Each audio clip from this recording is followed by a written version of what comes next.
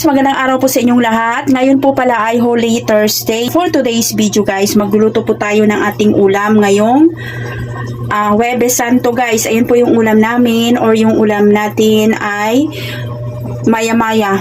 Ayan, gagawin ko po siyang sinigang sa miso. Ngayon po ay ipiprito muna natin siya bago natin yan gagawing sinigang sa miso. Ayan, fresh na maya-maya guys. So, ito yung ating, buti na lang nakabili ako kahapon kasi ngayon talaga po ay sobrang mahal na ng mga isda. Nag-check ako sa palengke kanina kasi malapit lang po kami dito sa palengke guys. Lagay muna natin yung ating luya muna para maalis yung lansa. Nilagyan ko siya ng kalamansi tapos luya guys. Bago natin yan iprito, nilagyan ko lang ng asin. Nag-check ako guys sa palengke kanina ng mga isda. Yan. Swerte tayo, nakabili ako kahapon ng fresh na maya-maya guys. Yan, ito lang siya. Ang bili ko nito ay 300 ang per kilo. Ito ay 3/4, halagang 250. Yan, swerte na tayo kasi napaka-fresh na guys. Napakamahal na ng isda ngayon. Holy Week, mahal po talaga ang isda. Kaya buti na lang nakabili ako kahapon. Nilagay ko lang siya guys sa freezer. Kasi yan, fresh pa rin siya kasi nakalagay ito sa freezer. Pulang-pula pa yung kanyang hasang. Yan, iprito lang po natin yan.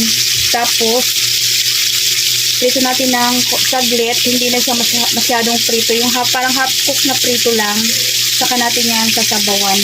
Or lalagyan ng, gagawin yung sinigang sa miso. Ayan po, yung ating. Tapos, ito yung ating mga sangkap guys.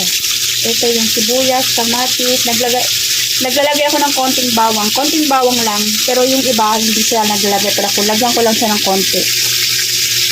konting bawang, tapos sibuyas, luya, kamatis, ayan po yung ating sangkap.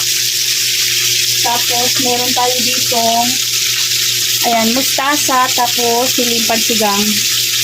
At saka po, hindi mawawala yung ating sinigang sa miso. Ayan lang po. Ready-made na yung aking binili guys para mas mapabilis yung nor sinigang sa miso. Baliktarin na natin kasi ang gagawin po natin dito ay half lang na prito guys. Half cook lang na pagka-prito. Kasi isasabaw pa natin yan.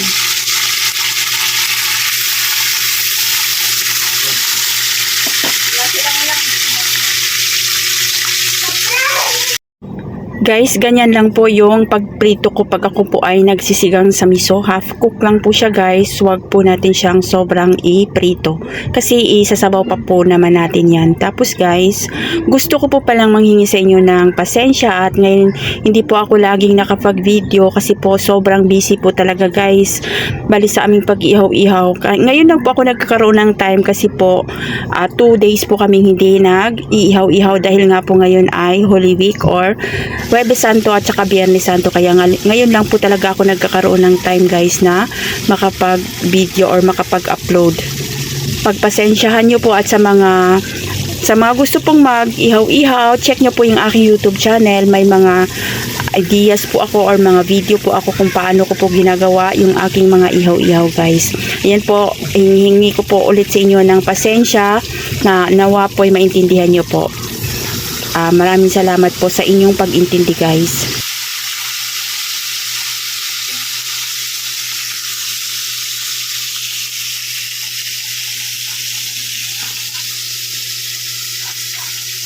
Ngayon po ay kung dito sa aking pinagprituhan, dito natin po tayo magigisa ng ating mga sangkap. Nalagay ko po muna yung ating maraming luya. Yan guys, kamayin ko na.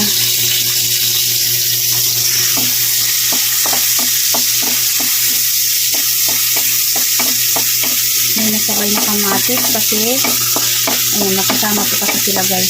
Okay lang yan. Tapos lalagay ko na rin po yung konting bawang. Naglalagay po ako ng konting bawang guys.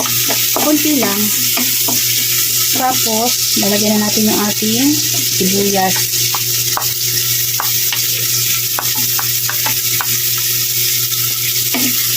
Isa lang.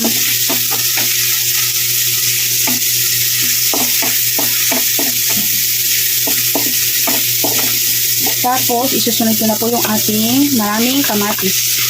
Masarap po kasi pag maraming kamatis guys yung sinigang sa miso. Sabisahin lang natin yan. Ang sili. Naglagay na rin po ako ng sili. Nakalimutan kong hati-hatiin yung sili kasi gusto ko medyo maanghang. Mamaya lalagyan natin ulit ng sili yan.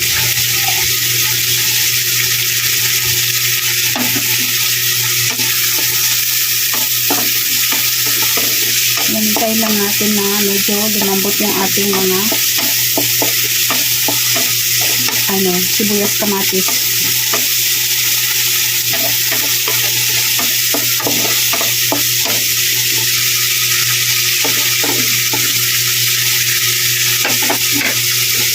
Tapos po, maglalagay na po ako ng tubig. Hintayin lang po natin yung tubig na ilalagay natin guys. Kung gusto natin ng maraming sabaw, dadagdagan natin yung tubig.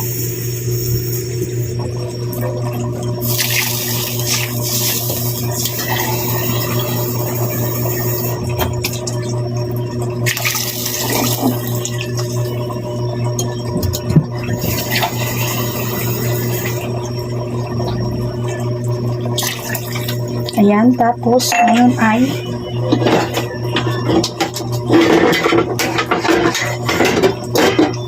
takpan muna natin.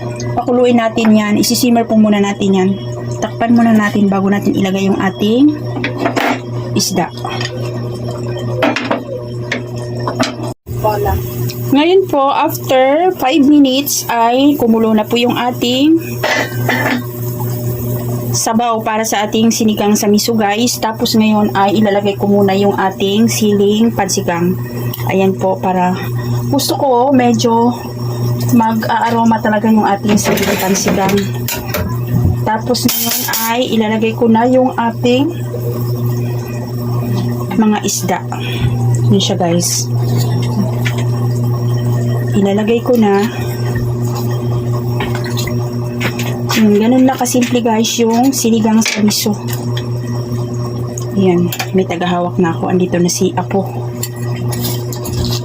Kasi yung aking ginagawa guys, ako yung humahawak sa ating cellphone. Ayan. Tapos ngayon ay ilalagay ko pala muna yung ating sinigang sa miso na nor. Yan siya guys, para mas mabilis. Nakalimutan ko ilagay pala kanina. Mas maganda kasi to guys, kasi hindi na tayo mix pa ng miso. Meron na siya, kumpleto na siya.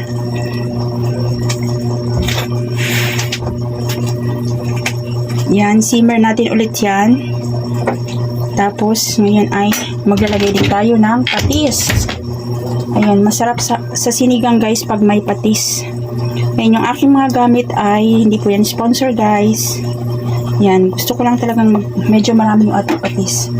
Kasi hindi na tayo maglalagay ng asin. Ngayon ay simmer muna natin yan. Saka natin ilagay yung ating, tikman muna natin. Tikim-tikim.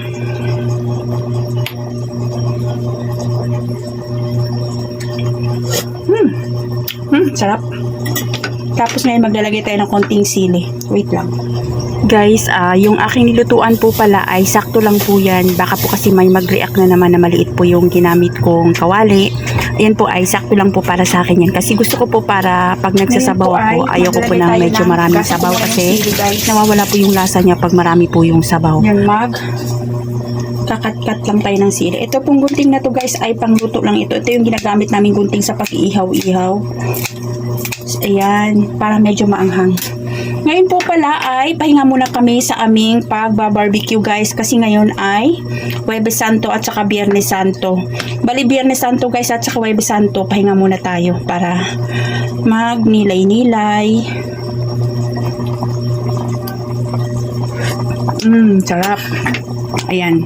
Kumulo na siya. Ngayon ay ilalagay na po natin yung ating mustasa. Ayan guys, para hindi malata or malamog yung ating fish. Ngayon, ito yung ating, maglalagay na tayo ng mustasa. Ito yung masarap guys sa sinigang sa miso, yung mustasa. Yummy. Ayan. Sarap ng amoy guys. Napakasarap ng ating sinigang sa miso. Tikim tayo ulit. Tikim. Parang naadik ako sa tikim kasi sobrang sarap niya guys. Tapos yung ating isda pa ay fresh.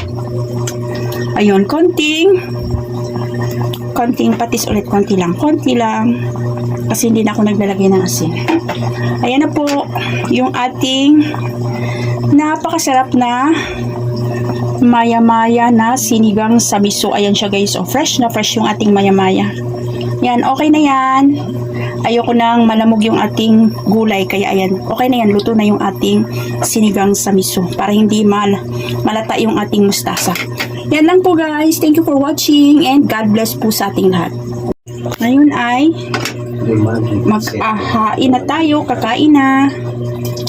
Ayun. Sabaw muna.